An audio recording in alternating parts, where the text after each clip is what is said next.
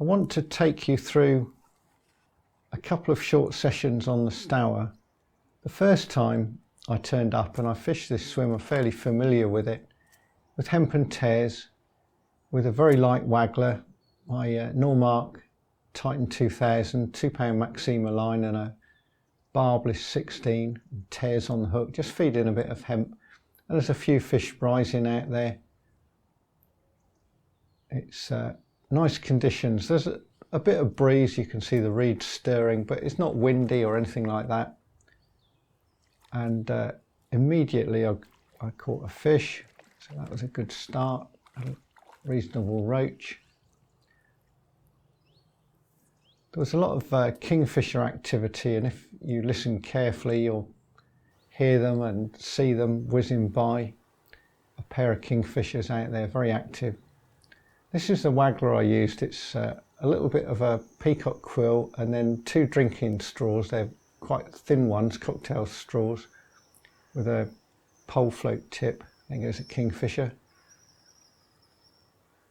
And it was very effective, very little shot down the line, just a couple of number 10s. I'm fishing around about 12 or 13 metres out. Quite an enjoyable couple of hours fishing in the sunshine, reasonably warm. You can see the river's low and stale. There's lots of duckweed accumulated amongst the floating eelgrass there.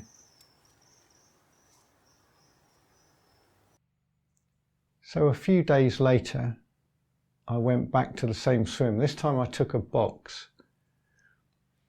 To pole fish properly I need a box to sit on, to get comfortable, and take the legs for the box to get into the shallow water where I'm stood when I've been Waggler fishing.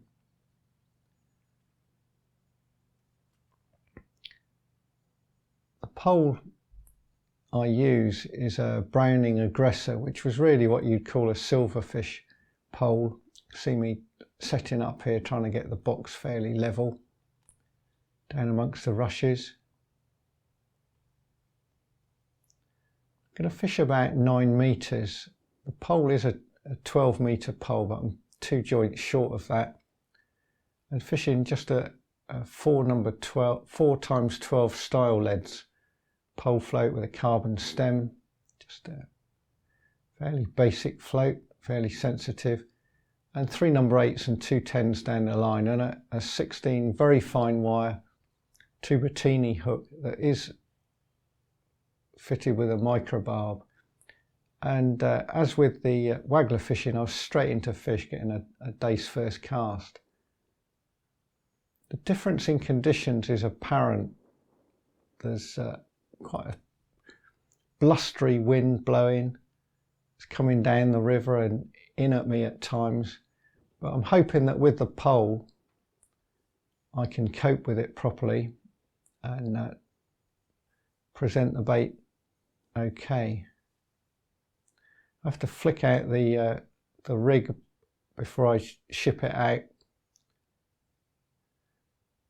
As you can see, sometimes it's sunny, sometimes it's a bit duller. There's clouds whizzing by.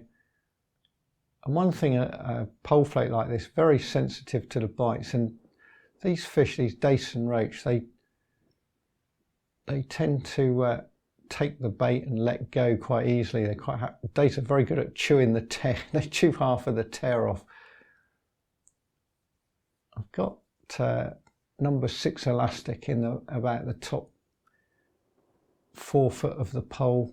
A little bit strong for the size of the fish, but given that there could be some much better fish in the swim, I've had bream in this swim and chub over the years and some big roach, so it's a little bit overgunned for the sort of average roach of 2 or 3 ounces up to 6 ounces, and the same with the dace. But if I do get a bigger one, I've got a better chance of landing it. If I fished a really fine elastic like a 3 or a 4, it's not going to be powerful enough to keep them under control. And there's quite a lot of weed down underwater there. I'm not using a pole roller. There's some, the bank slopes behind me and there's lots of thick grass there. Just taking those couple of joints off and laying them onto the grass, so no real problem with that. Early in the session, after a couple of reasonable fish, I did pick up 1 or 2 minnows and bleak on a tear, believe it or not. But as the session sort of wore on and the bigger fish moved in, those tiddlers retreated to the weed beds and got out of the way. It's almost as if the first fish you get, you catch the early roach and dace, then they shy off a bit because they're not feeding confidently, so the tiddlers come in for maybe 15-20 minutes, and then as the session progresses, the bigger stuff moves in and more confidently they feed better and they start to shift it. See underwater the sort of jungle down there of weed and muck, and there's some quite good fish down amongst that weed.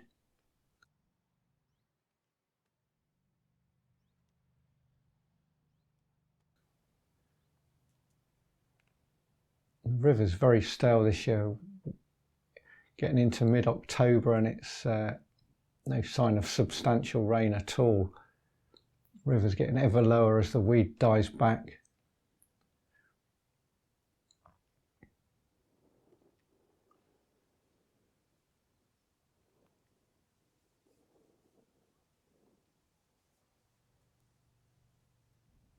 One thing that's become apparent as this session has gone on is that my feet are resting on the riverbed, and I'm not sat as well as I ought to be. I could really do with a platform, maybe a proper match fishing box with a proper foot plate and get my thighs dead level. That's what makes it much more comfortable. But I'm catching fish and I'm not fishing a very long session, so I can stand up to fish or sit down.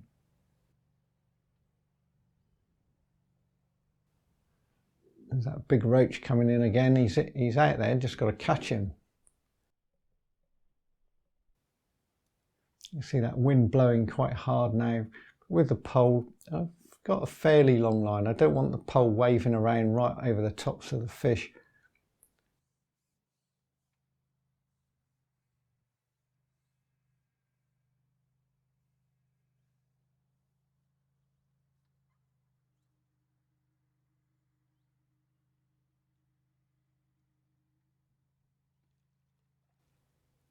This is a better fish, not quite sure what it is at the moment. Steer it around the weed, that's what the pole's very good at.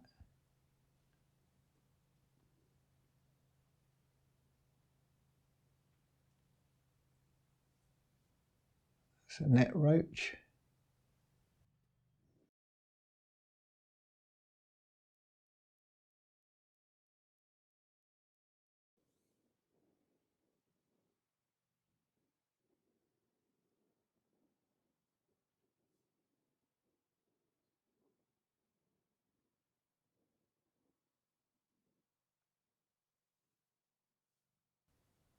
Just hit another better fish, trying to steer it out from the weeds again.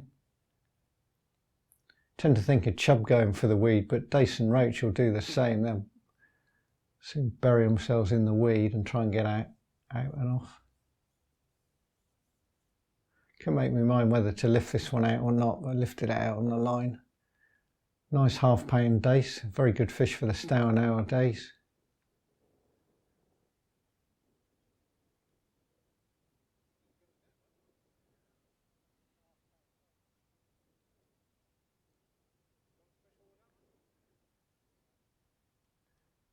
And so the session went on. It was good fun, but I think I'm going to have to sort out my pole fishing gear properly and have a few more goes, get a box set up with a platform. It's more stuff to carry, more problems in that respect, but a deadly method and well worth trying.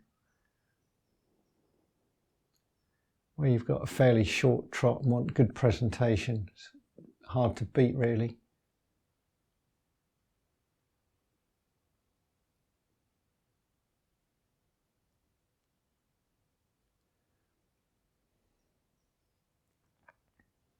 There is a postscript a few days after that pole session, I went back to the same swim and tried out a different rod that I'll talk about on another day.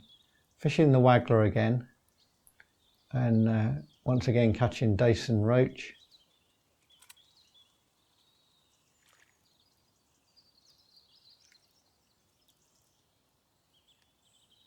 One thing I haven't hooked in this swim for years is a big chub, but always about to change. I was trying to get a bit of footage of the Waggler float, but struggled to get much of that. And here's the result, a lovely great big chub, £4.10, great big healed up scar on its side, maybe from an otter. So until next time, it's goodbye for now.